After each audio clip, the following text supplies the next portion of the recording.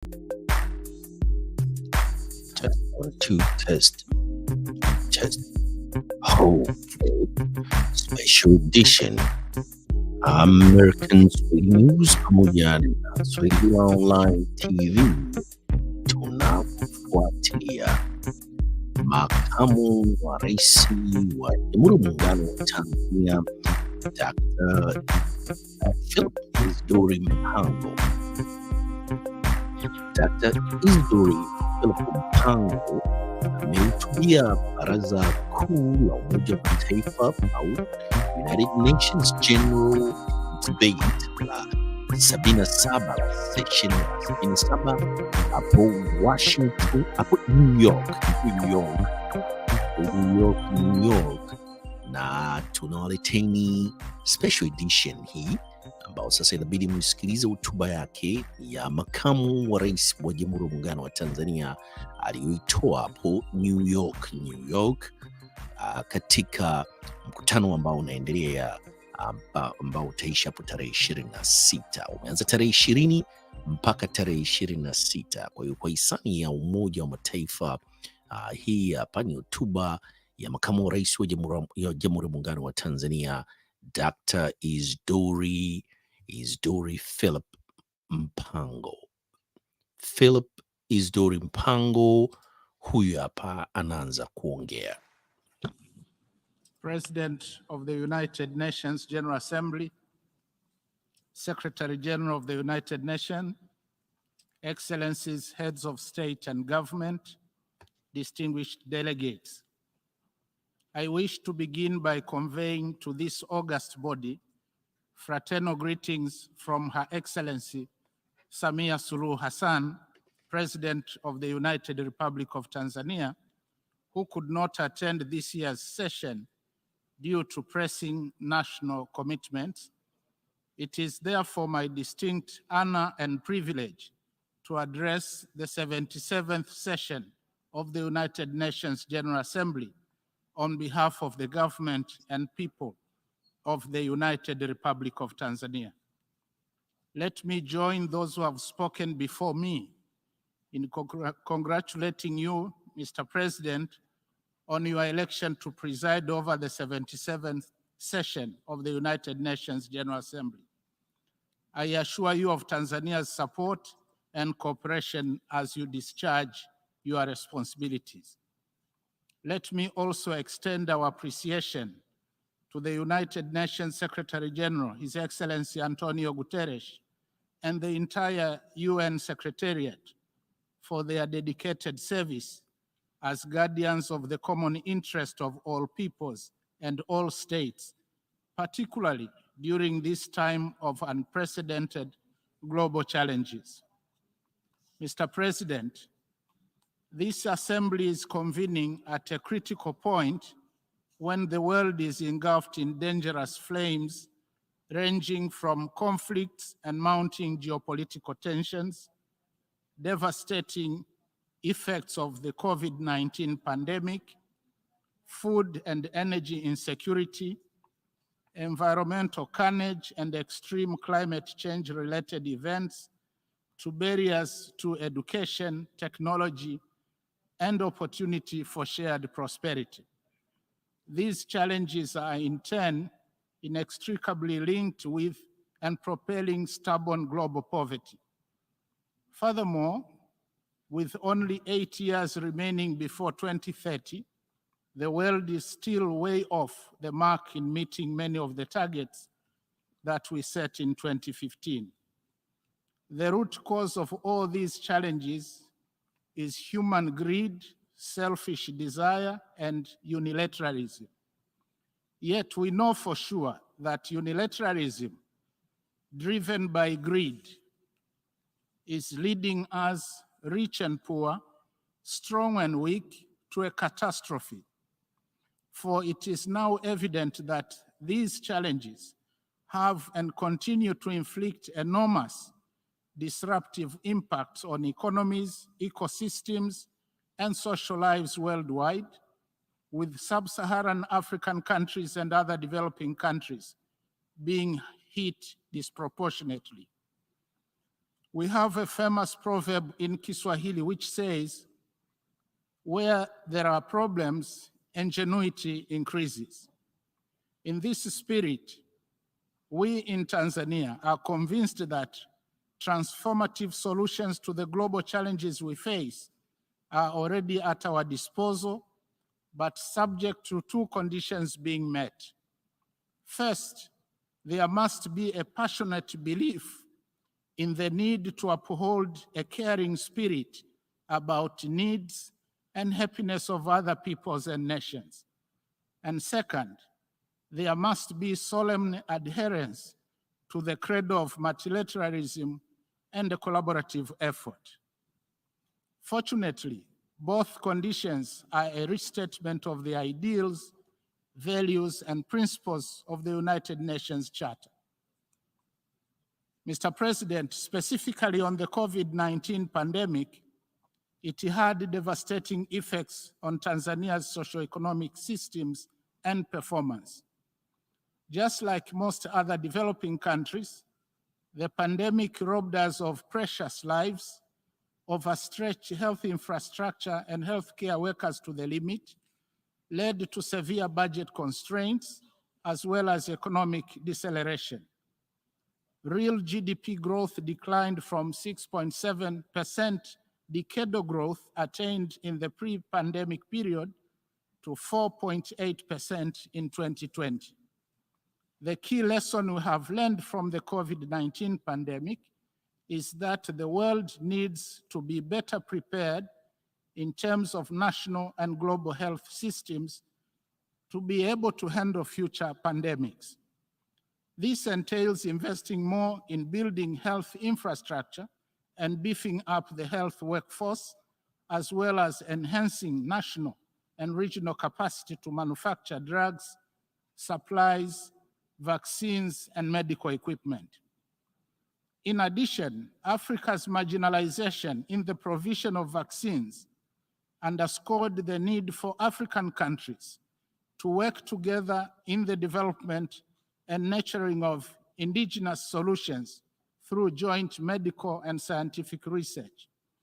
The pandemic also brought to the fore the need to invest more in public health education, especially preventive medicine, to build individual resilience, including body fitness, healthy diet, and habits. However, I wish to acknowledge that although international support to Africa in taming the spread of the global pandemic through provision of diagnostic equipment, medicines, vaccine support programs, and financing came late, it was critical in winning the war against the pandemic. And therefore, Tanzania would like to thank all our development partners who have been working with us to deal with the pandemic and put the country on a bright post-COVID-19 recovery path. Currently, the government continues with the vaccination campaign, whereby as of 11th September, we had already vaccinated 60.56% of the targeted population. Mr. President, with respect to climate change, we are indeed at a tipping point. The United Republic of Tanzania appreciates all individual efforts and other collective measures taken thus far in implementing interventions geared at upscaling, mitigation, and adaptation as stipulated in the Kyoto Protocol of 1997 and the Paris Agreement of 2015. However, despite the efforts, we are observing unprecedented changes across the whole climate system in every region. The fact remains that the most vulnerable countries, including Tanzania, have been disproportionately affected, and nor do we possess the capacity to effectively respond. Tanzania has put forward ambitious targets on both adaptation and mitigation through national determined contributions. The government spends on average $500 million per annum on adaptation measures and up to 3% of its GDP on mitigation and building community resilience. With the help of the international community, we are committed to continually update our nationally determined contributions and make important progress to tackle climate change. Yet, unless there are immediate, rapid, and large-scale reductions in greenhouse gas emissions, limiting warming to at least 2 degrees Celsius will be elusive. As much as we remain committed, most of the developing countries have insufficient fiscal space and weak debt sustainability status to address increasing demand for climate resilience interventions. Hence, addressing the climate crisis requires reliable access to climate finance. It is on this note that Tanzania calls on the international community to live up to its commitments made under the Paris Agreement. Enhanced capacity building, technology transfer, support for adaptation and mitigation measures, as well as the creation of independent loss and damage financial facility must be implemented in order to scale up the fight against climate change. We need to take actions and walk the talk as a matter of urgency. I must at this point emphasize that Tanzania and the rest of Africa need a just transition from fossil fuels to renewable energy. Africa must be given time to adjust, since the majority of Africans have no access to energy. The well-established principle of common but differentiated responsibilities and respective capabilities must be observed. In this regard, we call upon the lifting of opposition to global financing and implementation of transformative projects in our countries that aim to harness our hydrocarbon deposits for energy and other equally important uses to address our critical development needs. As long as robust environmental, social, and impact assessments have been done and concrete measures taken to effectively address environmental and democratic governance concerns of our citizens, our sovereign rights to pursue transformative projects should be respected. We also call upon transparency in the conduct of carbon credit markets so that Africa benefits fairly from our earnest effort in taking care of the carbon sinks that we are holding for the world. For example, Tanzania has preserved over 30% of our total land area, almost equivalent to the size of Germany, which includes forests and wildlife parks. Mr. President, in maintenance of peace and security, Tanzania has always believed in diplomacy as the best instrument of resolving conflict. Experience has taught us that in war, everyone loses, including the non-warring parties. It is therefore our plea that in the wake of the global conflicts, our focus should remain to be that of safeguarding human lives, especially children and women, and the well-being of the people. More so, just recently, we have witnessed disruptive effects on global supply chains, dramatic increase in food and fuel prices, as well as food shortages and decline in agricultural and industrial production around the world. All the more reasons that we must have a stake in pursuit of peaceful resolution of conflicts. As we do so, we must also leverage our abundant resources and human capabilities to address some of the impacts. Mr. President, in the same spirit, peacekeeping operations remain one of the most dependable instruments for promoting world peace and security. Tanzania is proud to have contributed men and women in 5 out of the existing 16 peacekeeping missions across the world. Despite this state of affairs, Tanzania stands ready to contribute more if requested to do so.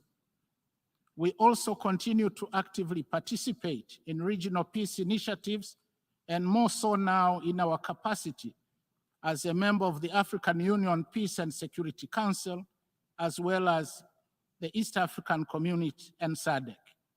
Hence, we call upon the United Nations to enhance its support to the regional efforts in peace building and peacekeeping. Mr. President, the credibility of the United Nations rests on a well-represented and responsive Security Council. We therefore wish to reiterate the common African position as elaborated in the Eswatini Consensus and the Sirte Declaration with respect to the long-awaited reforms of the Security Council. It is well past time the United Nations Security Council reflected the present-day realities of the United Nations membership and not that of the 1940s. Mr. President, it would be remiss of me not to end my statement without acknowledging that the world celebrated Kiswahili language for the first time this year on 7th July, following the historic declaration of the United Nations Educational and Scientific Organization, UNESCO, designating 7th July as the World Kiswahili Language Day. As the birthplace of the Kiswahili language, Tanzania commends the efforts of the United Nations in promoting multilingualism as a core value essential in achieving the 2030 Agenda for Sustainable Development and the African Union Agenda 2063.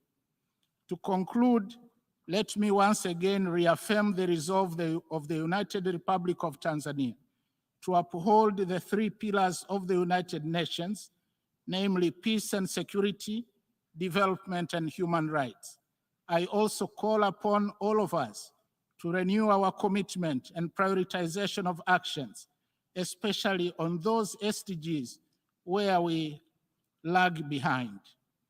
We remain committed to working closely with the United Nations and its member states in the spirit of multilateralism and global solidarity towards a sustainable future. I thank you.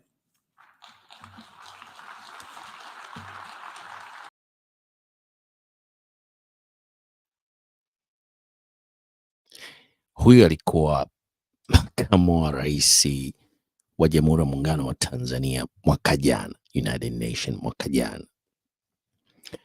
Mwaka huu amerudi tena na amezungumzia sehemu 4 muhimu sana hapo mwishoni katika hotuba yake kuhusiana na peace, security, human rights pamoja na economic development au human development. Philip Isdori Mpango, huyo makamu wa rais wa Jamhuri ya Muungano wa Tanzania. Hiyo ilikuwa ni mwaka jana. Mwaka huu amerudi tena UN. Hebu tuangalie kama tunaweza kumpata hapa tena. Hiyo ilikuwa ni mwaka jana. Mwaka huu UN wamekuja na let me see here. Naona hii hapa, okay. Hebu huyu hapo. Boom. His Excellency Dennis Francis, President of the 78th session of the UN General Assembly, His Excellency Antonio Guterres, Secretary General of the United Nations, Excellencies, Heads of State and Government, ladies and gentlemen, Mr. President, please allow me to start by conveying to this august assembly fraternal greetings from Her Excellency Dr. Samia Suluhu Hassan, President of the United Republic of Tanzania, who could not attend this important session due to pressing national commitments. It is a great honor and privilege to address the Assembly on her behalf and for the people of my country. I also wish to join those who have spoken before me in congratulating you, Mr. President, on your election to preside over the 78th session of the UN General Assembly. I pledge Tanzania's full support to your presidency. Similarly, I wish to pay tribute to your predecessor, His Excellency Kaba Korosis, who successfully steered the 77th session of the United Nations General Assembly. In the same way, I commend the Secretary General and the UN Secretariat for dedicated service to humanity in the face of many daunting global challenges. Mr. President, this year, the Assembly is meeting specifically in search of rebuilding trust and reigniting global solidarity. However, for decades now, the persistent voice of the Global South calling in the wilderness make straight the way toward peace, prosperity, progress, and sustainability for all has fallen on deaf ears. The hitherto strong historical solidarity, fraternity, and commitment to the principles of non-interference, equality between nations, and mutual benefit bequeathed to us by the UN founding fathers is withering away. As a result of this paralysis in multilateralism, we have now begun to witness shifting geopolitical tectonic plates and creation of new blocs, seeking to replace the now obviously dysfunctional world order. Trust among states has worn away, and there is erosion of the rule of law and a revert back to unilateralism. The effectiveness of the UN system and multilateral financial institutions is now being questioned more than ever before, calling for their immediate reform. All this is happening at a time when the world is reeling from the aftershocks of the COVID-19 pandemic, relentless wrath of climate change, horrendous armed conflicts, global food insecurity, looming energy and debt crisis, as well as stubborn poverty and growing inequality. Furthermore, implementation of the SDGs 2030 has been disappointing, mainly as a result of unfulfilled promises of finance and technology by the global north and limited fiscal space in most African countries. In order to rebuild trust, it is imperative that the global north walks the talk on its promises and listens to the voices of the global south. Analogously, the global south must re-engineer its domestic revenue mobilization effort, including putting an end to hemorrhage of its natural resource wealth and illicit capital outflows. Mr. President, peace is undeniably a prerequisite for achieving the 2030 Agenda for Sustainable Development. Ironically, even in this 21st century, some nations are still firing guns and missiles at each other. However, the fact is that massive production of weapons and skyrocketing military spending on armed conflicts is compromising the promises we all made to the most vulnerable among us, that is children, youth, women, and the poor, to build a better, prosperous world and create opportunities for all, leaving no one behind. In this regard, Tanzania highly commends the United Nations for its tireless efforts in maintaining international peace and security. We applaud the Secretary General's new agenda for peace, unveiled on 20th July 2023, which provides a greater vision for multilateral efforts towards peace and security on the basis of international law. I therefore implore each one of us in this assembly to give due consideration to the priorities stipulated therein for they resonate very well with the spirit and essence of the theme of this assembly. Mr. President, Tanzania remains fully committed and ready to work with the UN family in maintaining global peace and security to make the world a safer place to live in, not only for us, but more importantly, to the generations to come. Tanzania firmly believes that the world needs to invest more in dialogue and diplomacy to prevent and resolve armed conflicts. Wars and confrontations must be avoided at all costs because in war, everyone loses, including the non-warring parties.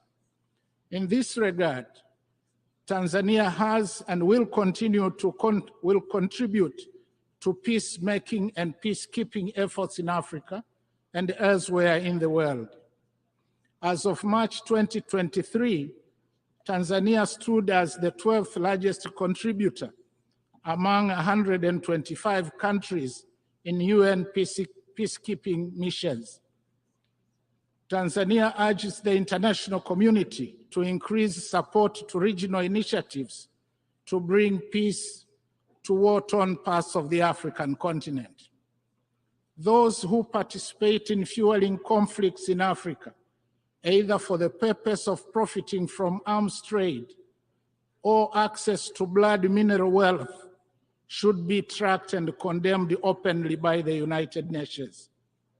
With regard to combating terrorism, Tanzania has strengthened capacity to deal with cross-border terrorism, working with our neighbors and international partners, especially through sharing of information and strategies.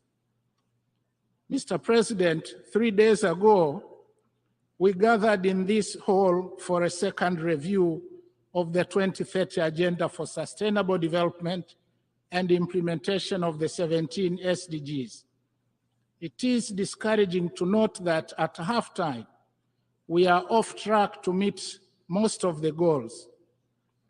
The UN Secretary General's Progress Report reveals that a mere 15% of the 140 targets are on track, while a staggering 37% have either stagnated or even regressed from the 2015 baseline. This underperformance calls for supercharged implementation and partnership, especially prioritizing to scale up investment in people. Mr. President, Tanzania is fully committed to implement the SDGs as envisaged. In July this year, Tanzania presented its second voluntary national report, which shows that overall, there has been significant progress with respect to SDG 2 to 7, as indicated by an increase in food sufficiency ratio, availability of essential medicines, decline in under 5 mortality, increase in pre and primary gross enrollment rates, significant milestones in pioneering gender equality, improved water supply coverage in urban and rural areas, as well as population connected to electricity. However, only moderate performance has been recorded for SDG 1, 8, and SDG 10.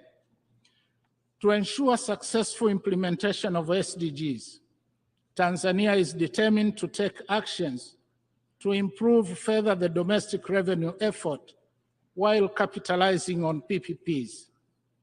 We are also prioritizing investments in the social service sectors, agriculture and agribusiness, value addition and infrastructure, as well as uplifting of skills for the youth.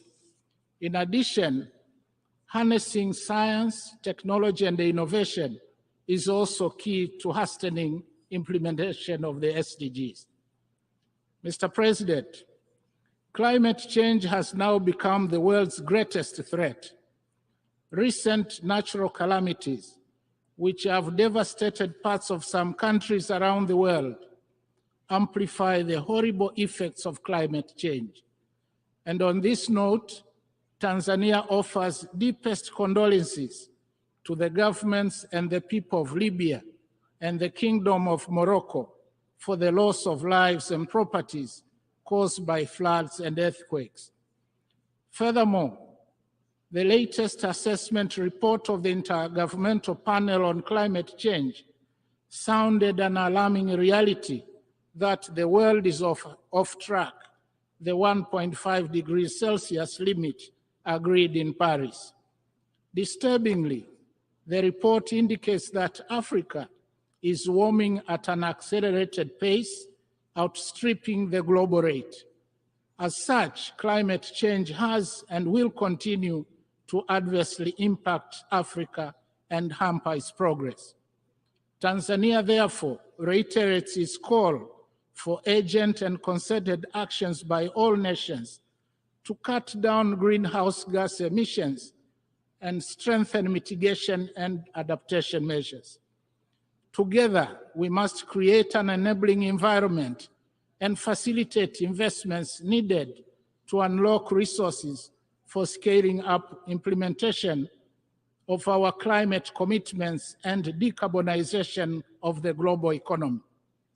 We, the global community, must act with urgency. Tanzania also reiterates its call for a fair and just clean energy transition for Africa. Mr. President, unilateral coercive measures have serious adverse effects on the targeted economies and innocent lives, especially of women and children, the very people we have committed not to leave behind.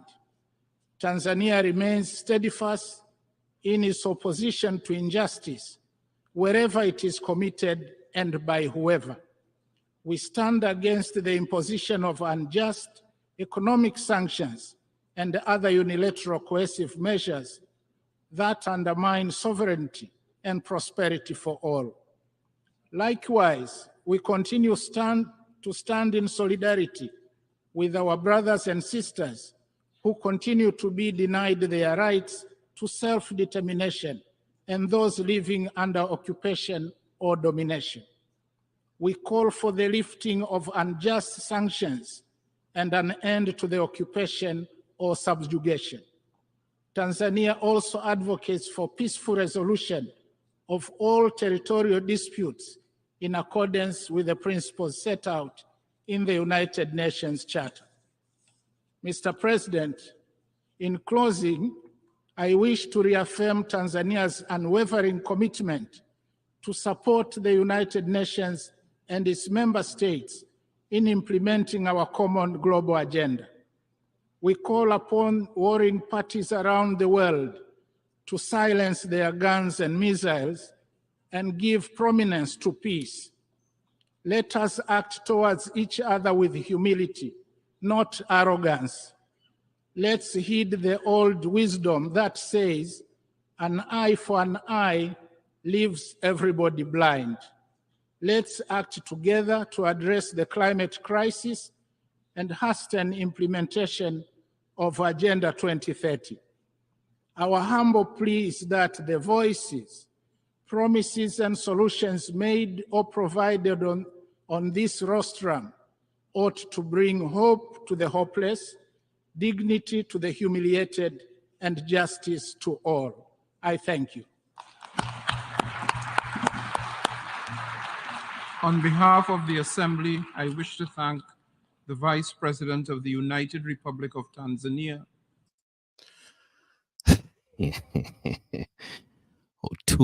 Hotuba hiyo ya Dr. Philip Mpango tumeiweka hapa American Swahili News pamoja na Swahiliville Online TV. Tuliweka hotuba ya mwaka jana na tumeiweka hotuba aliyoitoa mwaka huu jana. Kwa hiyo mwende mkaisikilize na msikilize jinsi ambavyo alianza mwaka jana na jinsi alivyoanza mwaka huu. maneno ni yale yale, na ameongezea kidogo sana. Kuna tofauti si kubwa sana, hotuba ya mwaka jana na hotuba ya mwaka huu. Hotuba ya mwaka huu haikuzungumzia sana COVID, na delegation iliyokuweko pale uh, iko balance na watu ambao wanawafahamu. Mtu mmoja shakutana naye mwenyewe mimi binafsi hapa Columbia, South Carolina. Alikuwa katika uongozi wa Rais Karume, alikuwa waziri wa elimu Zanzibar. Tulikuwa naye hapa Columbia, South Carolina. Mtu mzuri sana, nimemwona pale, nimefurahi sana kumwona. Ana advocate sana education. Sikusikia sana kwenye maeneo ya education, haikugusia sana maeneo hayo ya education, imegusia kidogo tu, lakini imegusia hotuba yake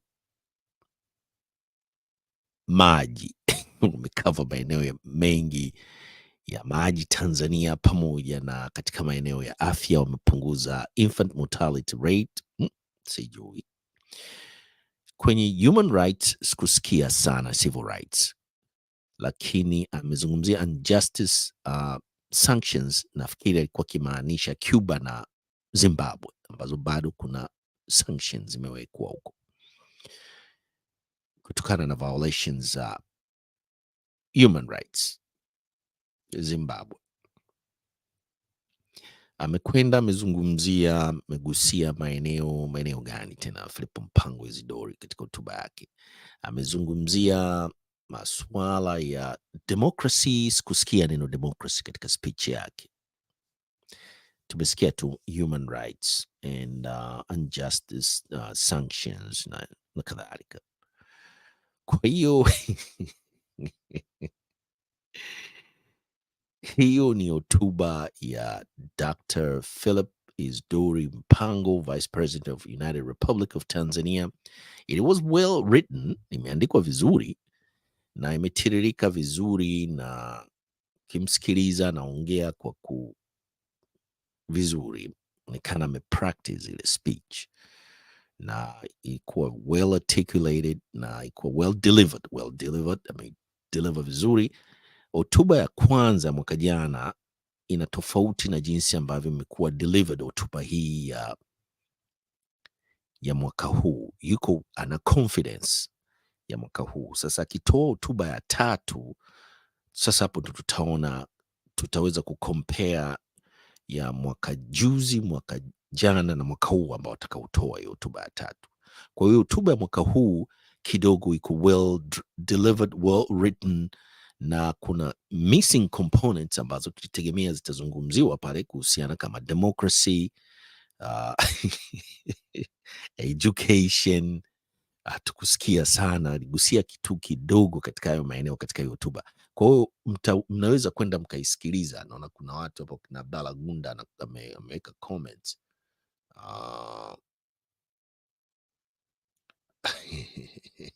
Abdalla comment amezeka comment zake Abdalla.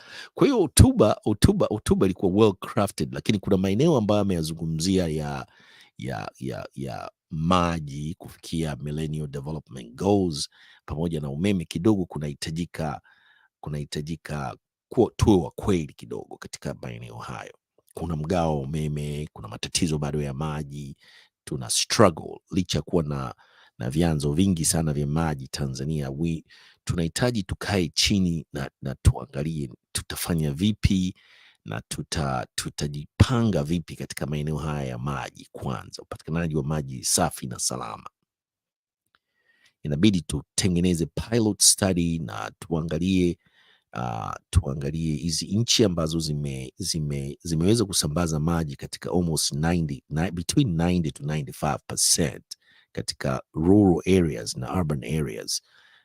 Wamefanya nini na infrastructure yao ya maji ziko vipi, na budget allocation zao za hizi projects za water treatment plants na kadhalika. Tunaweza tukapeleka maji tu, lakini tuna water treatment plants ngapi hapo Tanzania, hususan kwa mfano katika jiji la Dar es Salaam? Sidhani kama tuna water treatment plants pale, au Mwanza na Arusha, miji mikubwa na Mbeya.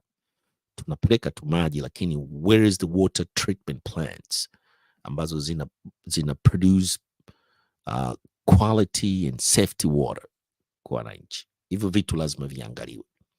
Kwa hiyo sasa tulikuwa tunatafuta hizi hotuba, tukaanza na hotuba ya mwaka jana, ambao kama nilivyoanza kufanya analysis ni kwamba alikuwa yuko mwaka jana alikuwa hana confidence, na mwaka huu nafikiri kwa practice na labda watu waliomprep na kumark katika kuja kudeliver his speech, amedeliver very well, lakini anahitaji more, kunahitajika zaidi ya nyama ziongezwe na jinsi ya kupose. Takiwa kupose na kuzungumza maneno yake, sio tu yale maneno yaliyoandikwa pale. Inakuwa kama ameandikiwa script kwamba asitoke nje ya script, lakini anatakiwa labda ajifunze kutumia teleprompt. Nafikiri zipo pale, ingekuwa teleprompt na angekuwa anaongea vizuri tu, na hiyo ingesaidia speech ya mwaka huu ni nzuri kushinda mwaka jana, niseme hivi, lakini kuna vitu vinakosekana katika speech, kama nilivyozungumzia democracy and human rights, na amejaribu kudaji hilo eneo. Kwa hiyo basi wekeni comments, na katika hii speech wekeni comments, msikilize. Ni hotuba, naweza kusema tu kwamba sio hotuba mbaya sana, lakini bado haijafikia ile level kama ya hotuba za Mwalimu Nyerere ambazo alikuwa akizitoa UN, pamoja na hotuba yake ya mwisho ya mwaka 1985 ambayo ilisikilizwa karibia na watu wote. Hakuna mtu yeyote aliyetoka. Viongozi wote karibia duniani walikuwepo ambao ni wanachama wa UN, na ilikuwa tutaitafuta hiyo hotuba ya Mwalimu, afu tutaicheza katika wiki hii, kwa sababu tumeanza kuicheza hotuba ya kwanza Philip Mpango mwaka jana, tukaja tukaicheza na hii ya sasa hivi. Tutafuta na hotuba ya Mama Samia vile nao tutaileta hapa.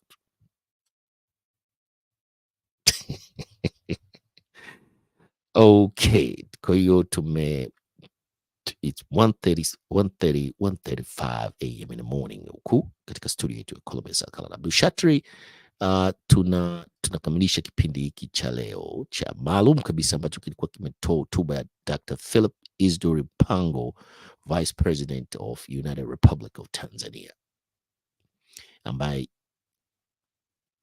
alikuja hapa kwenye vikao kuanzia tarehe 20 mpaka tarehe 26, sijui ngapi utakuwa namaliza mkutano ya kwa Umoja wa Mataifa, kikao cha 78 hiki.